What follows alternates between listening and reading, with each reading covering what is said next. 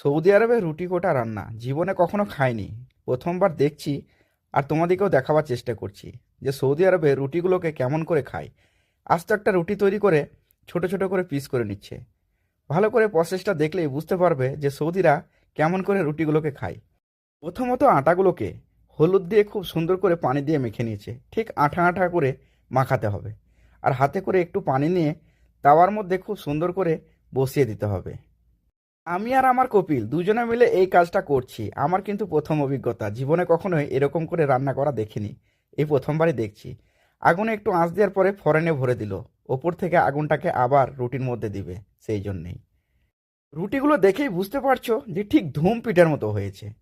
আসলে এই রুটিগুলো দুই দিক থেকে আগুন দিতে হয়। এক নামো দিক থেকে গ্যাসে, আর উপর দিক থেকে ফোড়নে। খুব সুন্দর করে যেন আঁচটা পাই, সেরকম হিসাবে রুটিটাকে তৈরি করতে হবে। আর রুটিটা লক্ষ্য রাখতে হবে যাতে ফুলে না যায়। রুটিটা সম্পূর্ণ হয়ে যাওয়ায় ছোট ছোট করে পিস করে একটা দেগের মধ্যে দিয়ে একটা পেঁয়াজ রসুন আদা এরকম একটা মশলা তৈরি করে রুটির মধ্যে দিতে হবে। আর খেজুরের ডাল দিয়ে ঠুকে ঠুকে মাখিয়ে নিতে হবে ভালো করে। মশলা দিয়ে রুটিটাকে মেখে দেওয়ার পরে একটা হটপটের মধ্যে রাখা হলো।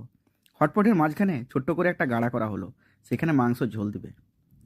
দেখে মনে হচ্ছে যে এটা কি খাবার উপযোগী, কিন্তু খেতে অনেক সুস্বাদু।